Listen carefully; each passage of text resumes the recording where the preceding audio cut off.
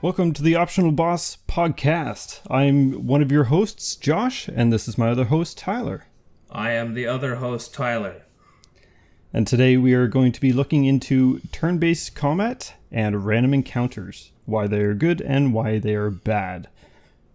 I mean, it's mostly an open discussion, but it could get a little heated. I don't know. It's been a pretty aggressive day.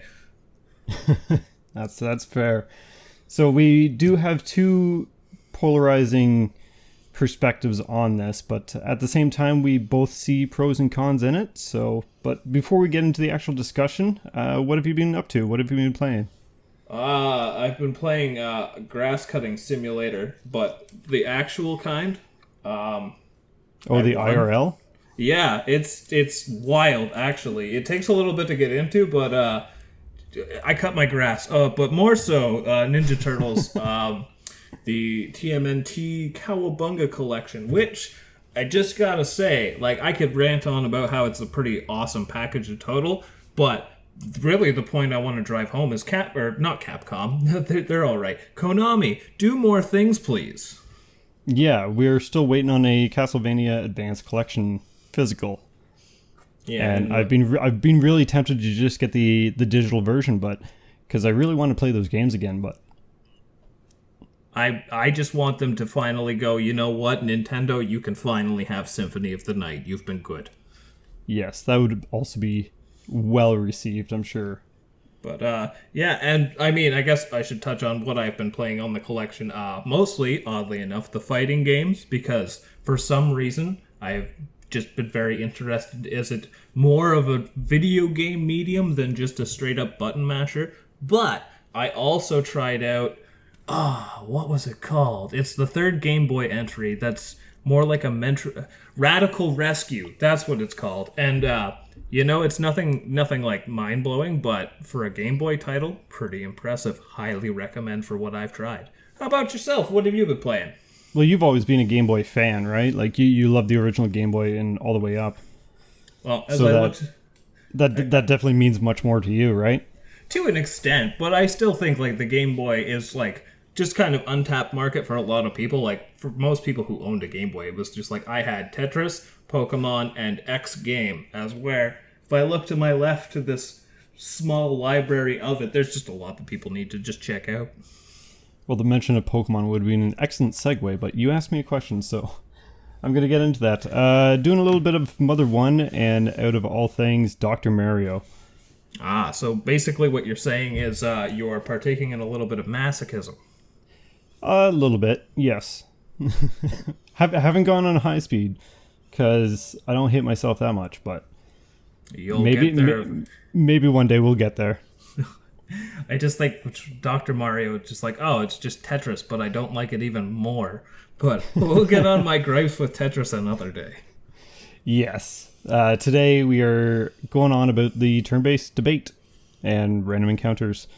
And yeah, like I said, we both have very different perspectives on it. And as someone myself who isn't too keen on the turn-based combat, I have to say that, like, some of my favorite games, looking at the Mother series, Omori recently, Persona 5, all turn-based combat, and I've actually loved them to death.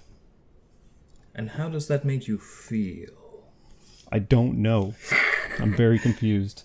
All right, well, before we get into the very, sending mixed messages of, I don't really like turn-based, and yet my favorite games are turn-based, we're going to reel it right back. What would you say was, like, your first proper introduction to turn-based mechanics and systems? And when I say proper, I'm just going to go into a little bit of backstory for myself. So probably the first time I stumbled across a turn-based RPG, I could admittedly say that I hated it and I didn't understand it. But the reason for that was because I had rented Super Mario RPG for the Super Nintendo, which, at this point in my life, incredible game. I love it.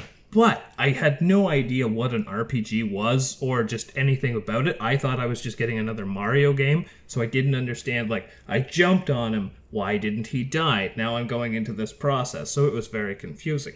But my first proper introduction to a turn-based RPG system would have been through. And it's amazing I like them as much as I do due to it. But Final Fantasy Mystic Quest. And for that time in my life and being the proper introduction to turn-based RPGs, probably the best thing for me. So that would be like the first time I kind of sat down, understood what it was, and then kind of like grew along with it. That's fair enough. I could definitely see what you mean about Super Mario RPG, as that was actually my first RPG. And we'll get there in a second. But as for Mystic Quest,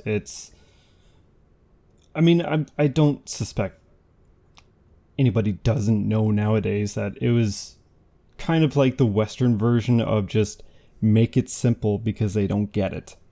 And also European, I guess. Anywhere outside of Japan. Those poor Europeans. But yeah, they didn't actually get games like Earthbound till just recently, when it got released on the Wii U, I believe. There was, this is actually just on a very random point about things that they didn't get. I was watching something about the Mega Man Star Force franchise, so the series after Battle Network, and they didn't get the final game in the series, so they just don't know how it ended. Oh, no.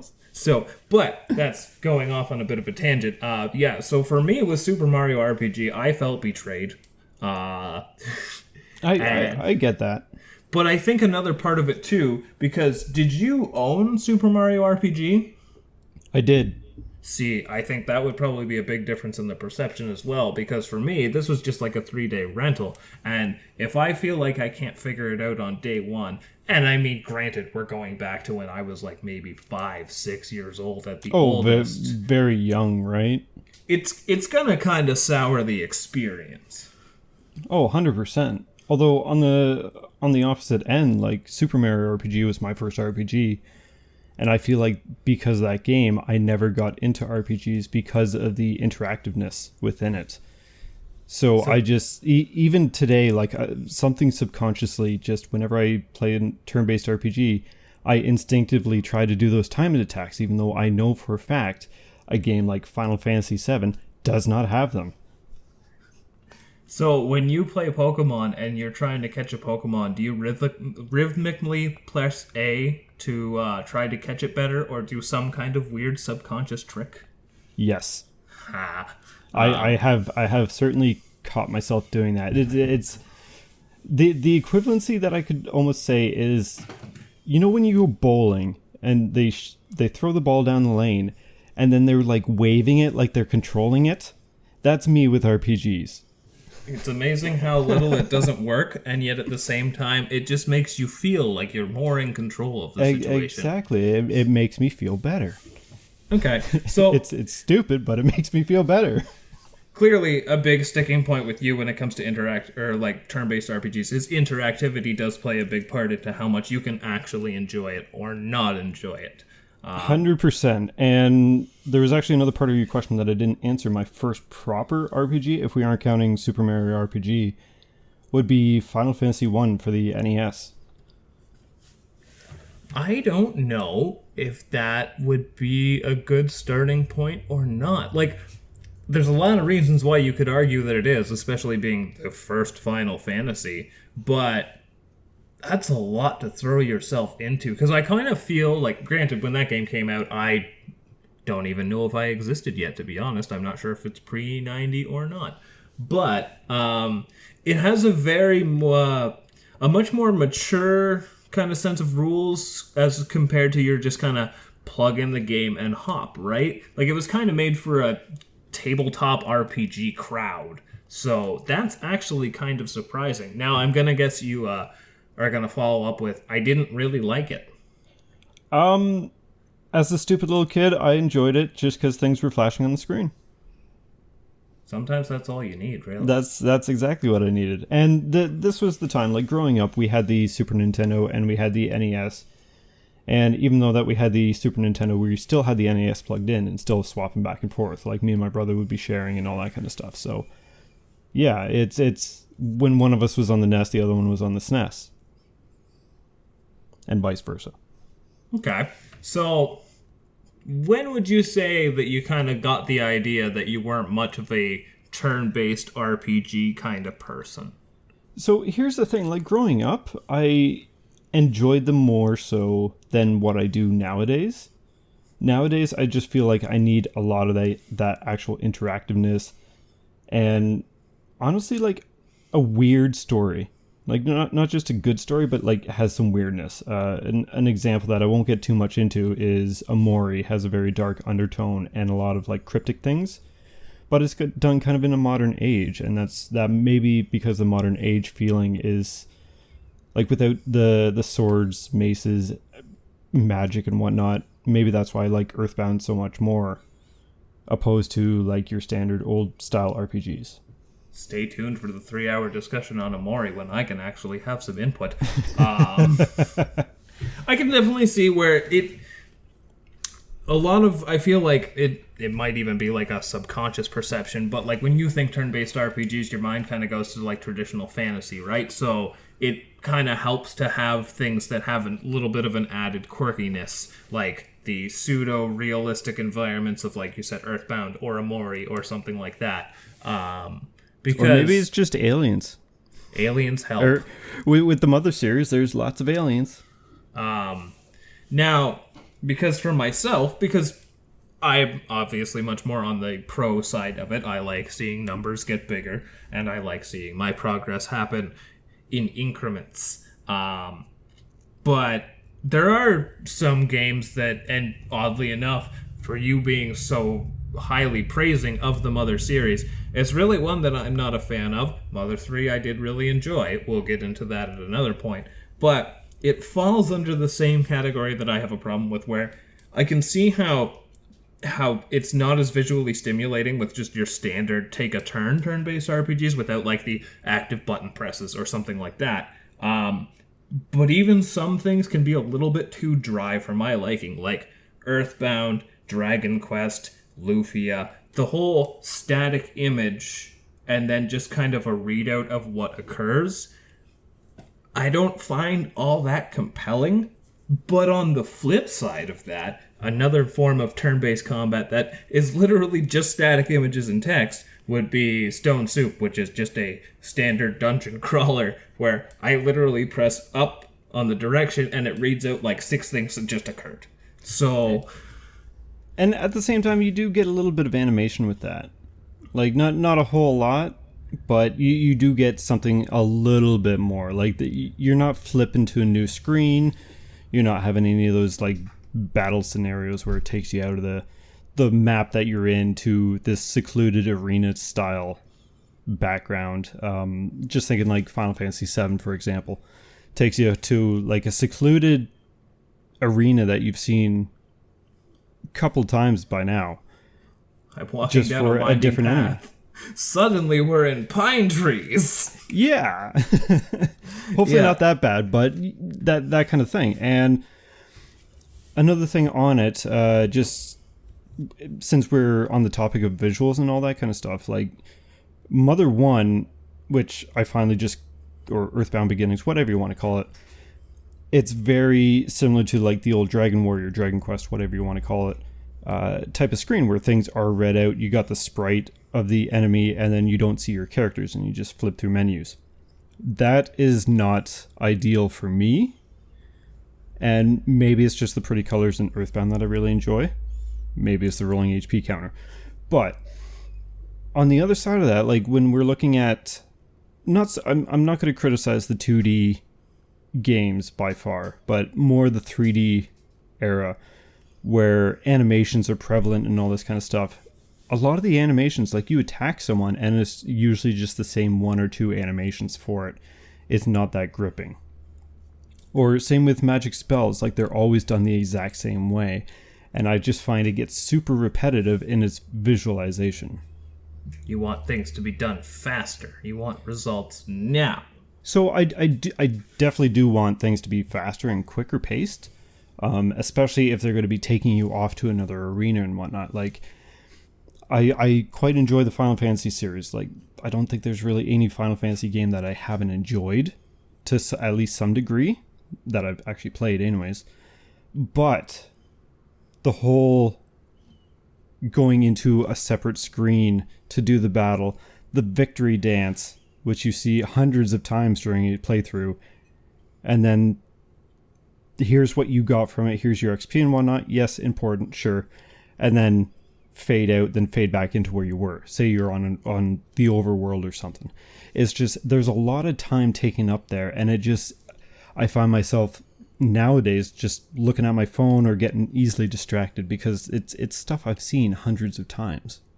Now, this is one thing that I can even attest to as an adult. If I'm sitting down with, like you say, like a more slower-paced turn-based RPG where there is a lot of actions that need to play out and whatnot, it is great for multitasking. I have played separate games on the Game Boy Advance while playing something else on my TV. Now that doesn't surprise me. But having said that, it makes a little bit more sense. I mean, this kind of goes beyond the whole state of preferences, but you can kind of see where they were at in the early PlayStation era, where like, we've figured out how to do this, we want to show it off. But it is very unfortunate, and even I can agree with this, that there was never the kind of foresight to think, okay, we like our flashy battle animations, but maybe if we could like either speed them up, or there's a lot of games as well. I want to say even Pokemon started picking up this trend around like Gen 3, Gen 4, where you do have the option to just turn off battle animations and just get the actual results of your attacks and all that stuff, which kind of sucks a bit of the fun out of it. But like you said, once you've seen these animations X amount of times, you just kind of want to get on with it. And I think if they added more variety to the hit animations, like when you choose to attack and say you have a sword, you just run up, slash, not necessarily even hit visually represent the enemy visually, you just slash by them and that's your hit, right? I feel like we are in more of an age where you should be able to see the actual enemy hit, react properly to said hit, and have more than one animation, not just like over the head swing down. You should have some side to side or a couple hits, like a swing. Does that make sense? I can kind of see what you're getting at, and like especially just vary it up. It's one of those things that like when you're looking at something like your SNES era RPGs and even the PlayStation, it was just a matter of this is all we had, right? As we're nowadays it would be nice to get just a little bit more flair, but also kind of Live a Live, the recent remake of it. I found did a pretty good job of having some pretty visually stimulating combat while also not feeling like it took forever to implement. Oh, 100%. Like, yeah. I fully played through it. I did the best endings, or the multiple endings, whatever you want to call it. And I absolutely enjoyed it. I think there was one story in there that I could take or leave, but overall it was actually really enjoyable. And the battles weren't overdrawn or anything. They were nice and quick from what I recall. Like, you're in and out of them pretty damn quick. They were snappy and responsive, and the ones that did kind of not even so much overstay their welcome but take a little longer were just more challenging battles, which is always welcome. Which kind of brings me on to my next point is do you find that one of the big issues with turn-based battles is that they just become stale and a little bit too easy or repetitive, and then by the time that you do run into not even so much a wall but something that requires a bit more engagement, you're just kind of zombified at that point? Yeah, I think that's pretty fair to say. Even with Earthbound in the later areas, I find that I'm kind of over the fights, right? I mean, it's if you toss so many enemies of the same stature, same level, because you're just in that zone, and this actually ties into random encounters as well when you're trying to backtrack to different areas. You're just so done with seeing this group of enemies constantly. You know exactly how to do them. You might even be able to kill them in one shot. Even if there's 3 and you got a party of 4 or 3, one shot, battle done.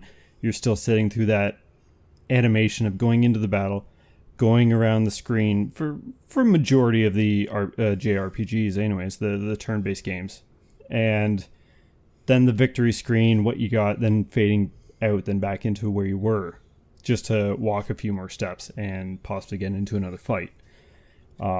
Which, yeah, kind of ties into the random encounters thing, which I'm going to touch on a little bit there if that's good. I think, like, one thing I really enjoyed about Earthbound is when you are backtracking to different areas, and it removes the bit of monotony behind the battles, is when it knows you're over leveled for an area, you instantly win those fights.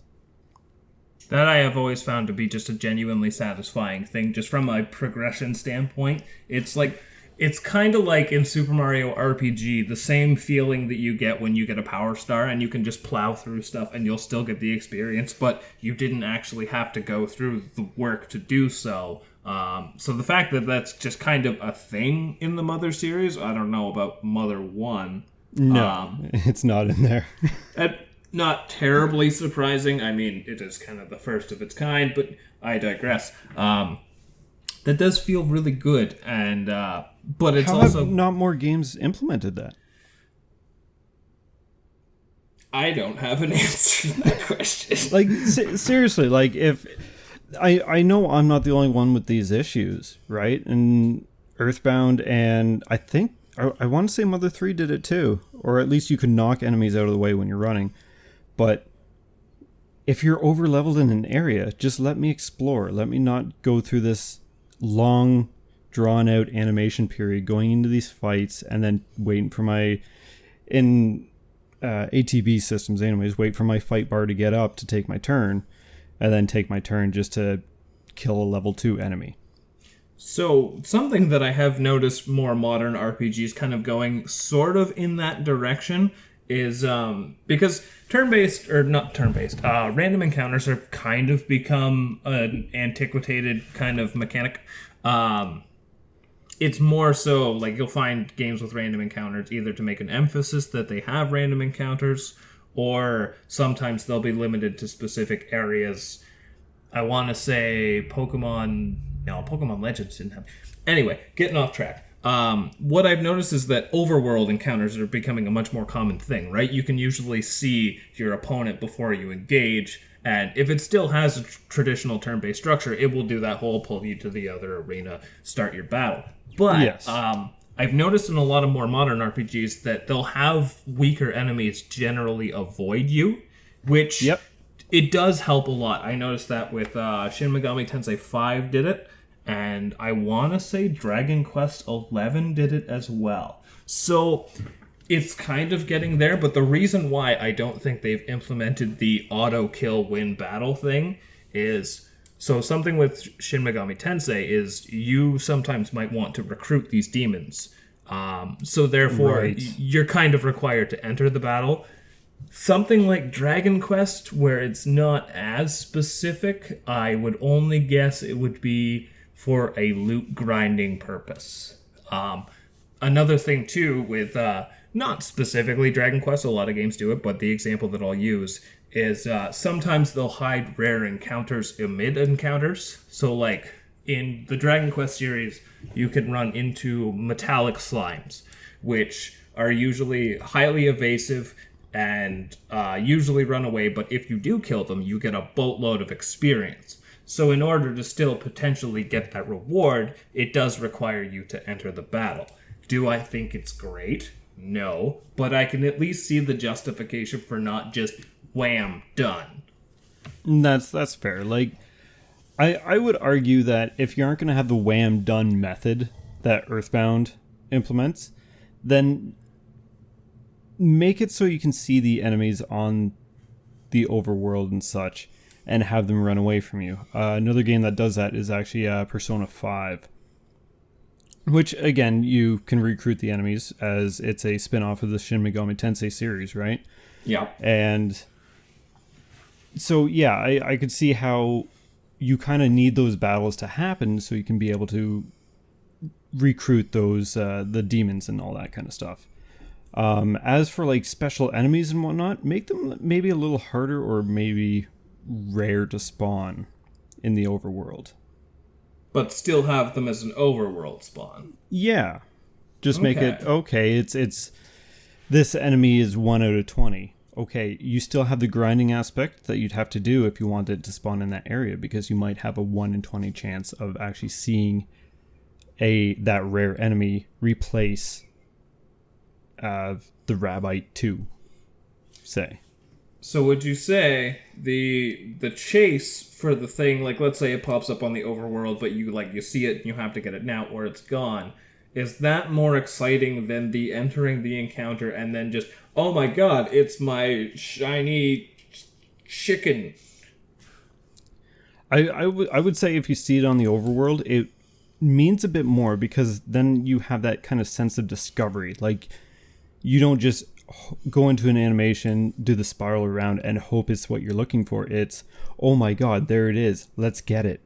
Right? You're actually moving around and whatnot, and then it becomes part of the thing that you're trying to do, where you're actually trying to run and grab it to get into that fight. Well, and I can also say it would add some excitement where, like, if you have no idea that you could stumble across it in whatever particular dungeon or area you're in, and then you're like, oh my god, that thing is there. Like, it's kind of like the same sense that you get when you're playing Dark Souls and you see one of the lizards. Yeah, almost exactly. Like one of the crystal lizards. It's like, oh, I gotta chase that, and it usually leads to your death. So, to kind of diverge a bit from the whole... no, I won't stray that far just yet. What I was going to bring up is when it comes to general engagement, how I was saying how the boring monotony of how easy battles can become. Would you be more inclined to enjoy a turn-based structured game if all of the battles were relatively punishing? And yes, this is where I talk about Shin Megami Tensei more. So, it depends. Like, as we're discussing, it could be too easy, but then it could also be too hard. There's a weird balance, and that certainly depends on each person. Like, with myself, I've played a lot of JRPGs, but in comparison to yourself, you know a lot about JRPGs compared to my knowledge, right? So you would have a much easier time with something I would find challenging.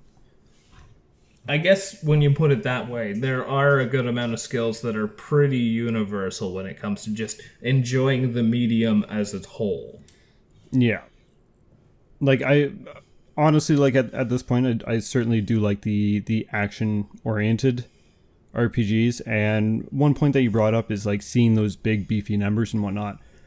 But then I look at a game like Diablo, when you have damage numbers on, or as a great example, Diablo 3. No, it's not the most favorite one or anything, but doing the seasons, the rifts, which are like an endless dungeon grind, you start seeing your numbers go up into the trillions after being billions, and that's showing your progress and all that kind of stuff. So, like, those beefy numbers, I still can get that gratification out of different genres. Which is fair, which is very fair. I mean, numbers I will always find exciting when they get bigger. On the topic of numbers, though, what do you find more engaging? Big, bombastic numbers or small numbers that you can really feel increase? So, for example, Paper Mario's combat system. How, like, a really hard hit in that game is like 7. So, I'm going to point that onto... Actually, no. I was going to point that on to it depends on the game itself and the aesthetics. But then thinking, like, yeah, the Paper Mario games would always use the smaller numbers, which is supposed to be more easier to bring in, especially for the younger audience, right? But then looking at a game like Amori, like, it has higher numbers than 7 ever would be. Like, we're talking a couple hundred, but it doesn't go over 1,000, at least not that I've seen. So I think, again, there's a bit of a medium. As for what I prefer, I don't think it really matters. I don't want to see, like, extraordinary numbers. Like, if I'm doing a turn-based game and I'm hitting for 1 billion versus 1 million, I don't find that too exciting. I think I think there has to be a bit of a sweet spot in there. Because I can say, at least for myself, I kind of like the... It feels like there's a lot more weight when you see a smaller number become slightly larger than, let's say, I don't know if it was Final Fantasy X or X-2 that let you break the damage limits. But when you start going from like 8,000 to 14,000, that 6,000 in between doesn't feel as important. But if you do 20 damage and then you manage to hit a crit for like 27 damage, you're like, wow, that was a big hit. Oh, 100%. And I think that's because you know that those enemy HP values or health isn't going to exceed like your... Say a boss might have 40 hit points and you crit for 27 instead of your 18 or whatever. I mean, that's a significant increase when it's compared to what you're actually fighting. There's a lot less range. When you start getting into the couple thousands or 10,000s or 5-6 digits, whatever, you don't see that increase nearly as much because there's a lot to look at. But I feel like it's less payoff towards your build with the bigger numbers when it's like... so a good example I'll give is something like Final Fantasy VI versus Final Fantasy IX, and its equipment system more so, where Final Fantasy VI is my absolute favorite in the series. However, it just kind of gives you equipment so steadily that you don't really feel like, you know, that silver sword to that golden sword feels like it's doing that much more of a difference, especially too because most of your damage is really coming from magic. But you only feel like you're just kind of progressing naturally through the game. You don't feel those big steps, as where with Final Fantasy IX, they kind of drip feed you new equipment, and then they also kind of make you hold on to it more, so when you do actually get something that's genuinely good comparatively, like, you can feel it. Oh, 100%. And I think a great kind of comparison is in seconds when we're talking about, like, the size of numbers. Right, so if take 1,000,000 seconds is 12 days, but 1,000,000,000 seconds, which is only 3 more zeros added on, so that's 9 instead of 6. Again, that's a smaller number versus making a bigger number. 1,000,000,000 seconds is 31 years. Oh, I feel so old. That is a huge difference. I'm more than that many seconds. 3 zeros added 31 years minus 12 days. But how impactful were those years in the end of it all? But I see what's your point. So, really to drive it home, that it's not so much what it shows you, but the fact that you actually get that response that you're being shown something. Yeah, you need to feel like you're actually making it a difference in your progression, instead of just like this little bit of an increase, which at a smaller number is much easier to portray, where if you're dealing with bigger numbers, you need a huge increase to actually show a difference.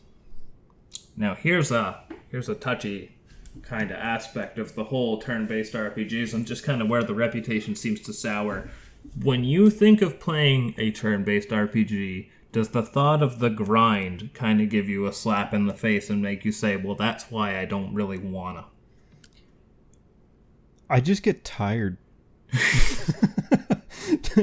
to be honest, like the grind is a little bit of a rough patch for me, especially as someone who tends to, when I tend to get into the zone, such as a grind, I've been known to fall asleep with the controller in my hand. Wouldn't be the first time.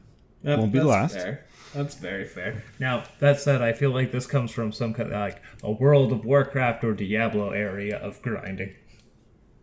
Final Fantasy 6 or 3/6 or whatever we want to call it.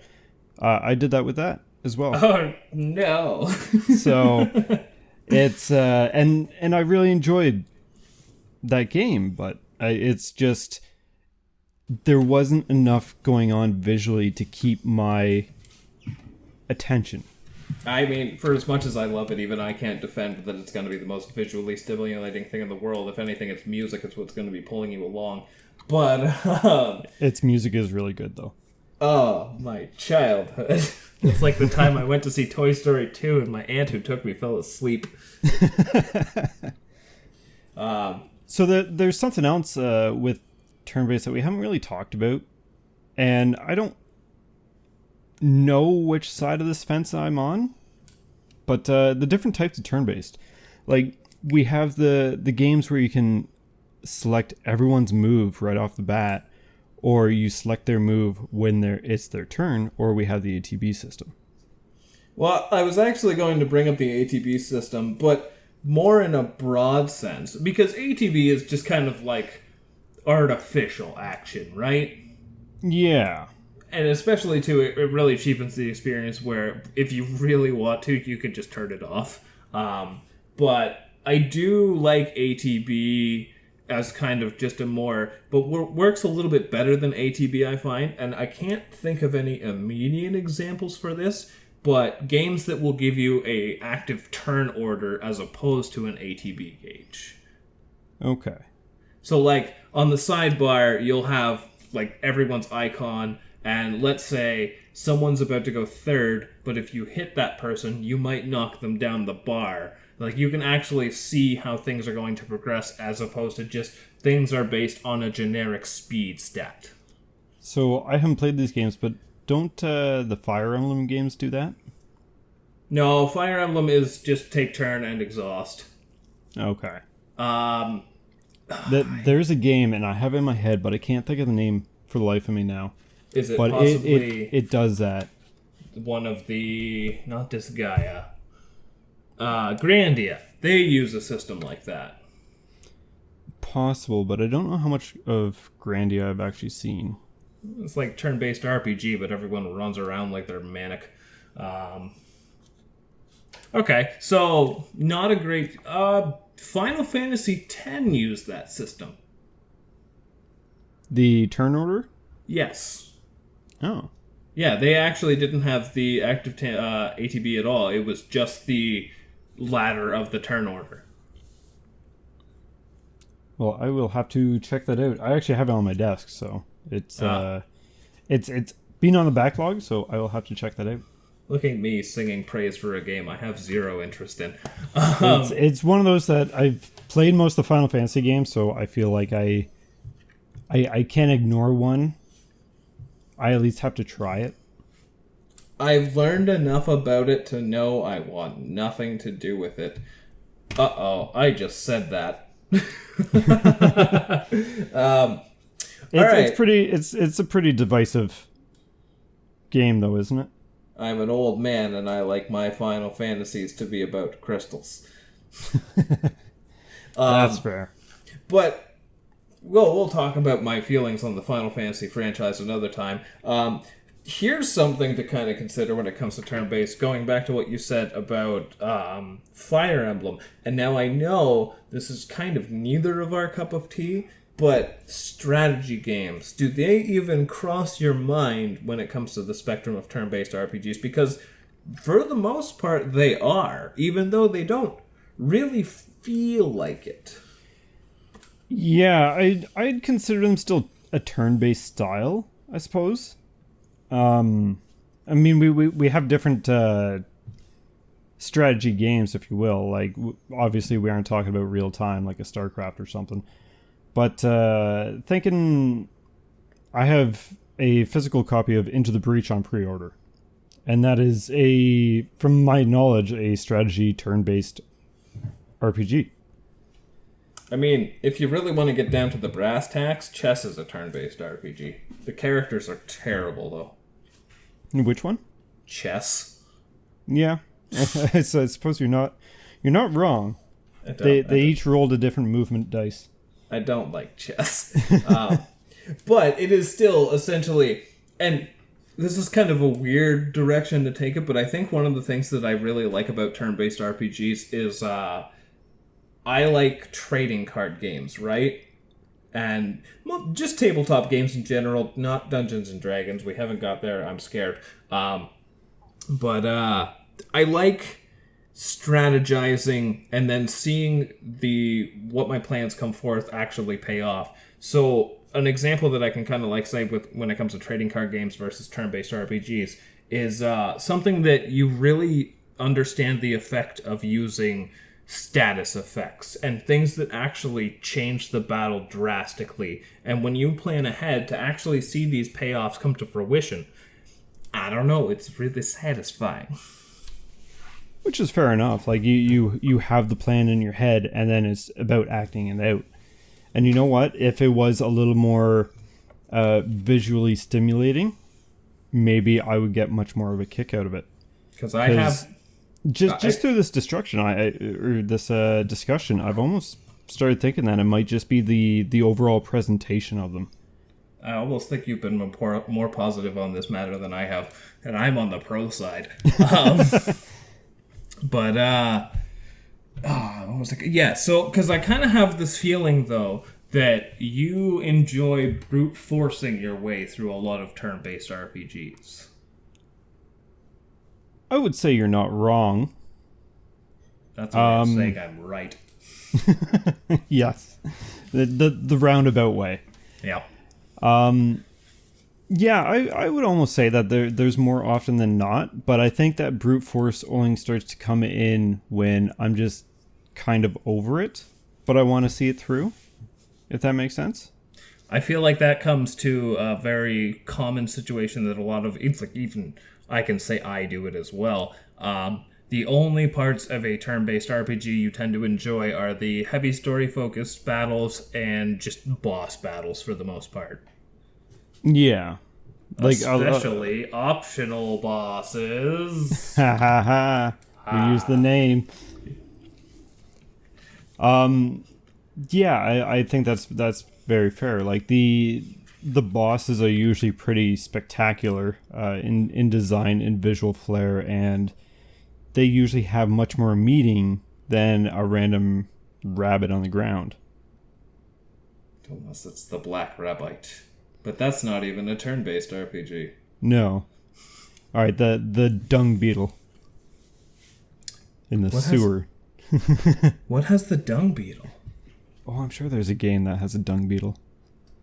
This feels like a Mother thing. It's Mother 3 specifically. Oh, yeah, there was a lot of dung beetles in Mother 3 now that I think about it. There was, actually, yeah. I wasn't even thinking about Mother 3, but... Or maybe it's just I like it so much it's ingrained in my head. It's very fair. Random tangent, but what do you feel about random encounters when it's not a turn-based RPG? If you've even really encountered such. Well, I'm thinking now, like, what games have I played where I've had random encounters that don't result in a turn-based battle?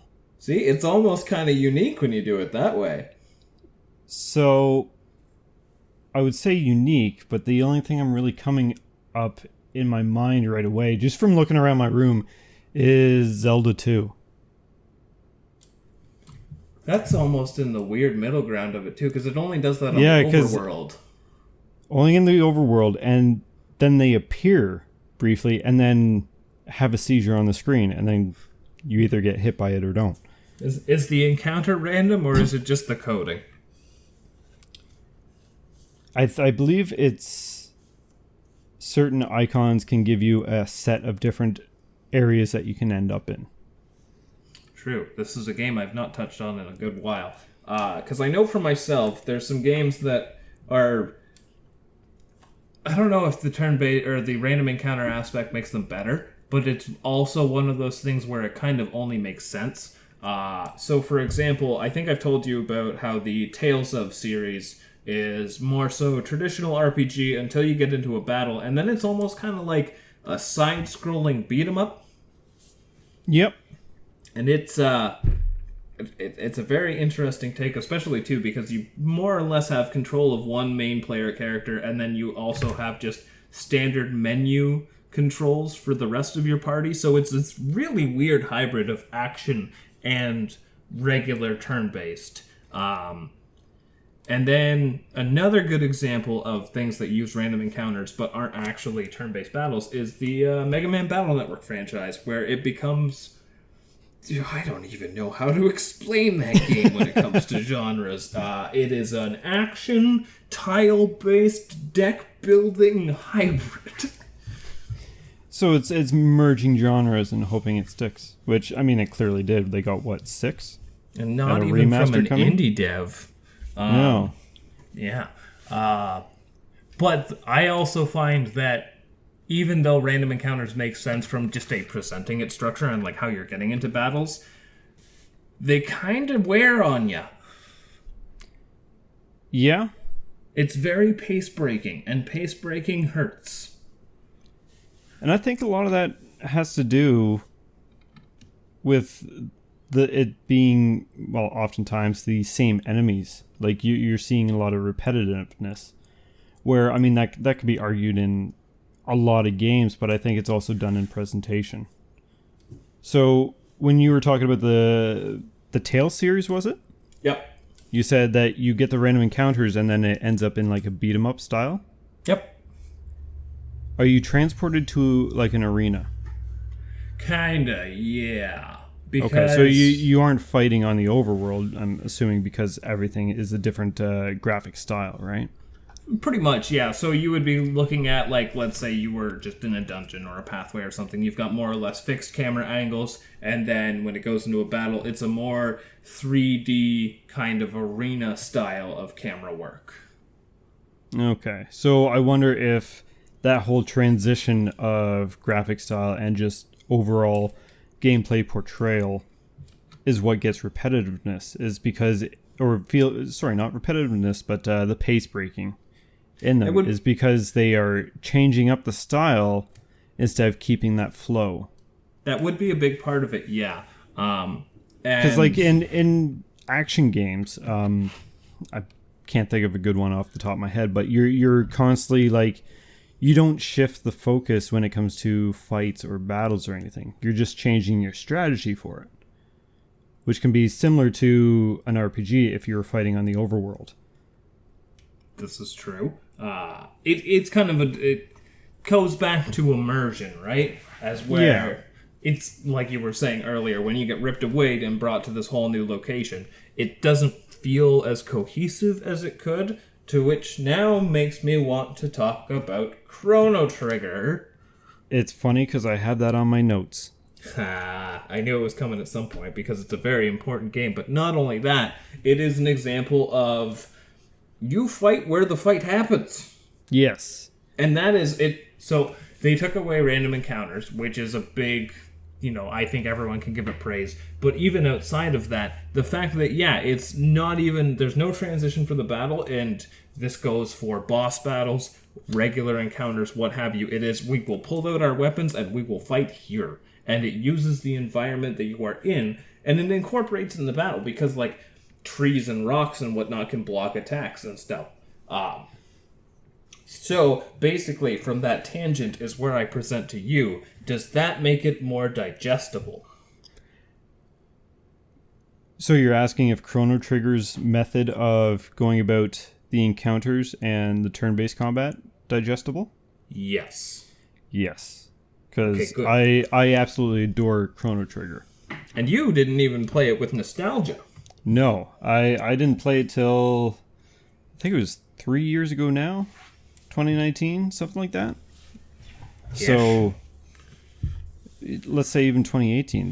That's no nostalgia driven, and it was just a fantastic time. And I've played it a couple times since, and I enjoyed it, regardless of it being turn-based or not. So I think really when it comes down to brass tacks, I don't think it's so much that you don't like turn-based RPGs. It's more so that you don't like being bored. Yes.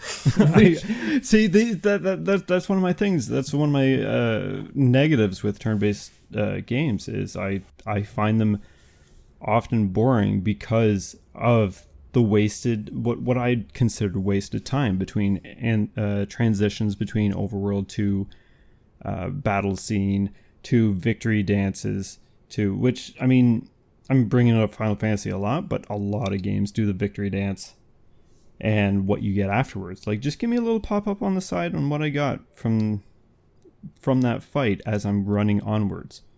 Like, don't waste my time with a separate screen. You know what game did fanfare and results, like, incredibly, which is really weird to give this franchise praise? Which one? Pokemon Legends Arceus. This is true. Their follow-ups to battles was probably one of the best things about that game, because it was like you could start walking away before the battle was even technically done, and there was no stopping to actually give you your results. Handled beautifully. You got the results as you were running away, and it was fantastic. Again, no random encounters because you saw them and you could run up to them. Which, okay, so we were talking about seeing a rare out in the world and grabbing it. If you saw a shiny in Pokemon Legends, you got excited, and those are rare. I never saw a shiny. But so you see the shiny, you got excited. If I did, I can completely agree. And now I even have the argument I can make on the random encounter side, because I have actively done shiny hunting before. It sucks. It sucks so much. But when you finally killed an entire generation of Absol, leaving about 350 corpses in your wake, and then you finally get one, and it's red now. I am really not selling why anyone should ever shiny hunt, especially because that's a really low amount of encounters. But it is, you jump up when you finally see a shiny. Like, it is incredibly exciting. Oh, and rightfully so. But you're going to jump up and be really excited and have that kind of heart-racing effect when you see one out in the overworld and you're like, I got to get there quick. So I think when it really just comes down to it, it's random encounters are probably the biggest hindrance to turn-based battles. I would agree with that. In some respect, I would almost say that they deter from proper exploration. And the game that I'm going to bring up is one of your favorites. I know that, Final Fantasy VI, or 3/6 again. The second half of that game, while it was good and finding everyone was neat and all that kind of stuff, I got really dragged down and really annoyed by the random encounters, especially on the overworld, just trying to get to destinations. You know, I think you bring up a really good point with that. It's a really weird way to look at it, but linearity almost helps the structure of a turn-based game because, again, it's a role-playing game. You're stepping into a role. And exploration doesn't really feel like it's a scripted journey. It feels like your journey.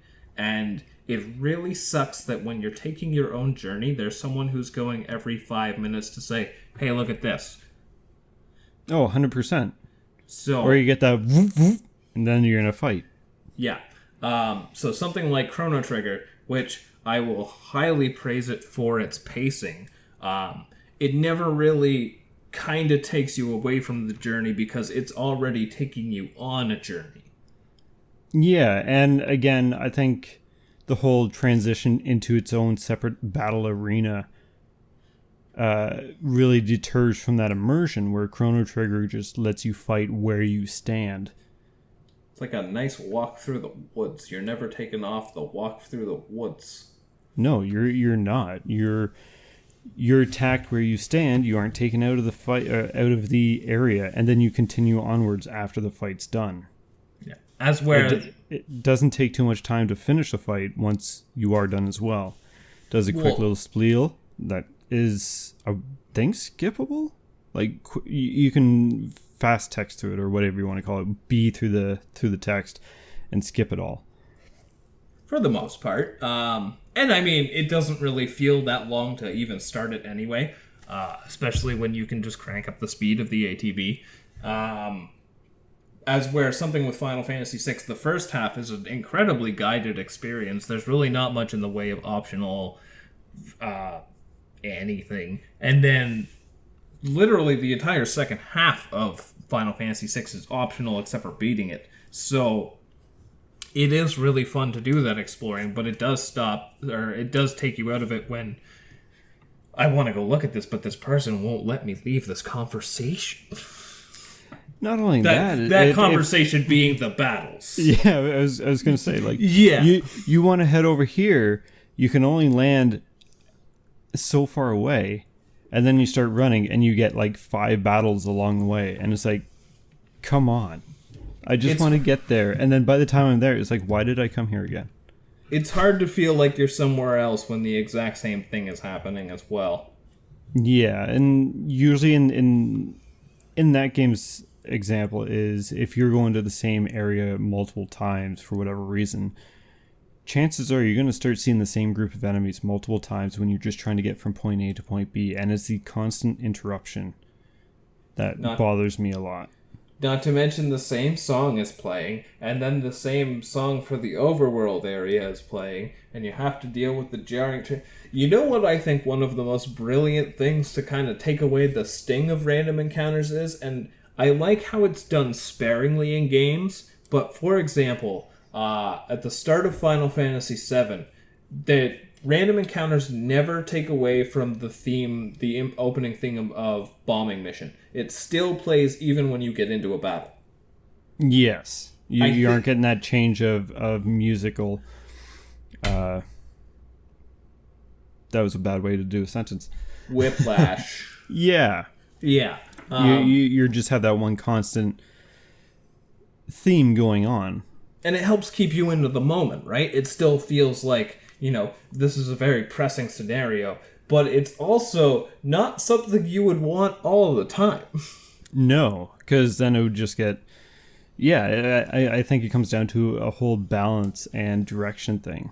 Like, in a sense of urgency, yeah, keep the same music going. In a sense of exploration... maybe ease back on the amount of encounters. I think that's one thing that more games need to start learning is you don't always have to have a very high encounter rate. No, and considering I just finished Earthbound Beginnings, Jesus Christ. The encounter rate is way too much.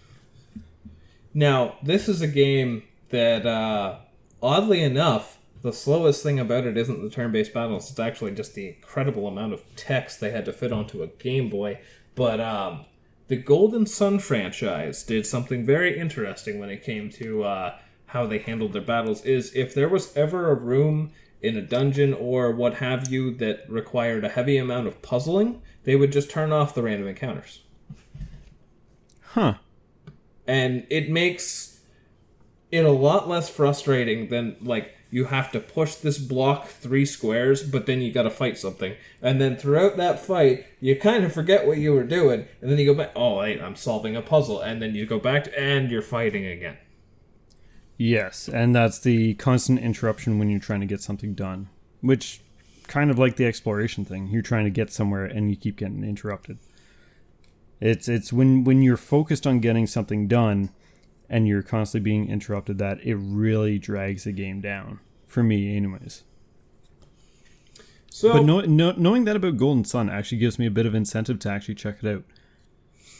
I mean, I would recommend it. I think they are really good games, but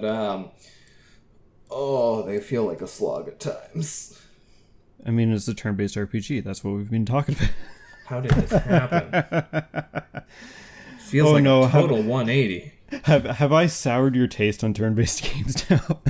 I mean, I could see how it would seem that way, but honestly, looking at my shelf and my history, I think it really just comes down to it's more so someone who genuinely does love the medium. I feel like I can be a little bit more critical of it. Oh, 100%. And just because you're critical doesn't mean that you hate it or anything, right? Like I said, some of my favorite games are turn-based RPGs. And...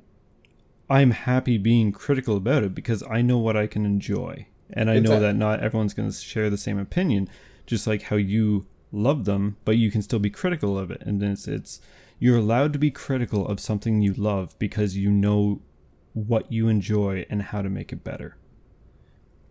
Well, and an interesting flip side to that, too. I enjoy the medium more than you do, but... turn-based RPGs sit higher on your greatest of all times list than mine. Yes. It's really weird how that works. I think a lot of that is just because the wackiness of the games. Like I said, you got Mother 3, which you've played, but I took a lot more from it than you did, I think.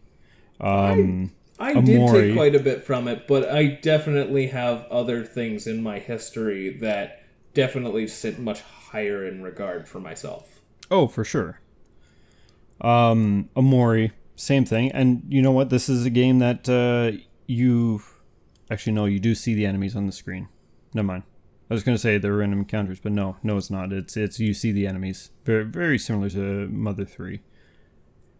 And Persona 5, you see the enemies on the screen. Although sometimes they just kind of puff into a cloud of smoke and appear. That's where I'm trying to think that I could just start firing off all sorts of things that I've had lots of experience with.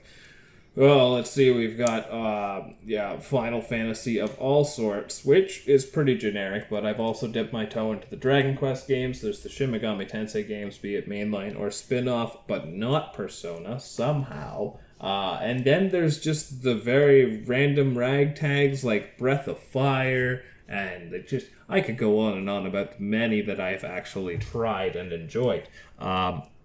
But when it comes to my absolute favorite thing of the world, it's an action RPG. Yeah. I like to hit buttons and see things go whack. And I think the reason that I have turn-based games on my high list is just because the story and portrayal that they did.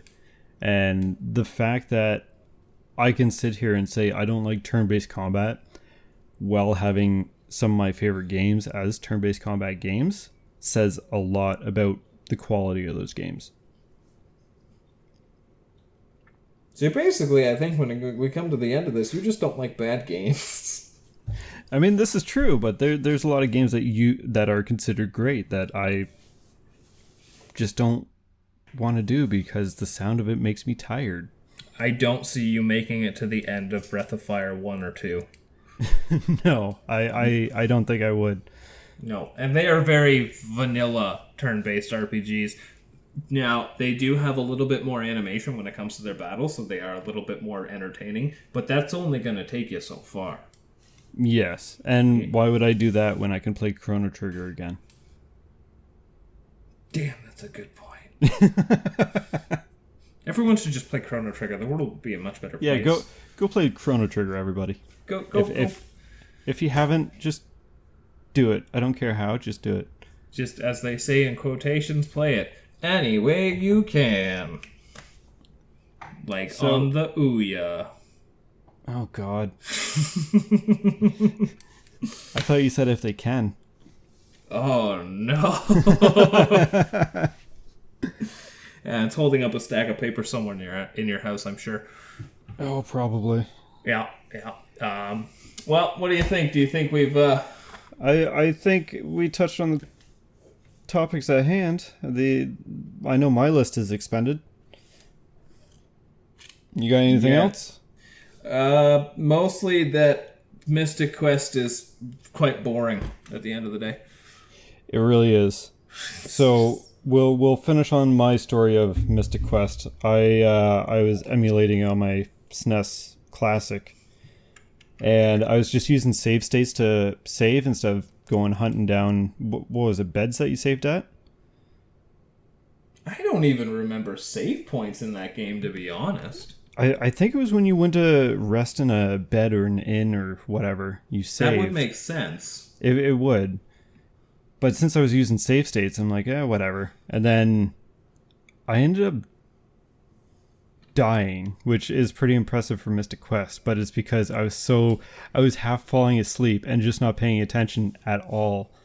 I forget where I was, but I remember I was talking to you at the time and I was really close to the end. And my last save was right before the first dungeon. And I didn't use my save state, or I reused my save state after, or I saved over it. Oh, and I'm just like, well, I'm not doing this again. There's not many games I've just put down out of frustration, but that was certainly one of them. No, that's That's perfect. And the best part is because I want to say that Mystic Quest could be done in about like 5 to 8 hours, but there are much better things you could do at that time involving nothing. 5 or 8 hours if you don't fall asleep during it. That would be a big part of it, yeah. On the more positive, I don't know if it's a positive flip side or not, but I guess I might as well, on the subject of it, just mention how I even got introduced to Mystic Quest. I remember a friend of mine had Legend of Zelda Link to the Past, one of just a great game. So great that he didn't want to lend it to me, but he decided, you know what, you can have this instead. It gave me Mystic Quest. And that friend is now in jail. I don't know what he's doing, but he's not doing anything for me. You don't do that to someone. But at the same time, it kind of opened my eyes to the world of turn-based RPGs. And a weird kind of issue I remember having, because even I had my gripes with it at first, is I thought it was a lot more comfortable because you can change from generic, like, how much HP you have in a number format, or you can just kind of have like a health bar like he has in Mega Man. And that made a lot more sense to me as a kid, so I was genuinely infuriated when it switched to numbers for some reason. Well, when you're looking at numbers, you're essentially reading them. And when you're a kid, you don't want to play a game and read. You just want to play and know. Numbers are what they have at school. Exactly. But yeah, I would at least say, for the most part, that's a good rant on turn-based battles. And one final quick note of Mystic Quest. The music is pretty fire. Okay, yeah, no, everyone can agree that it's got a pretty great soundtrack for being a pretty trash game. Best part of that game, and really the only redeeming quality, aside from making you an RPG fan. The battle theme is epic. So yeah, I think I'm good. You? I think I'm pretty good on this topic. We can definitely revisit another day, but for the time being, this is a rough, shaky pilot that I can be proud of. Yeah, so with that said, everyone, thanks for listening if you made it this far, and hope to see you on the next episode.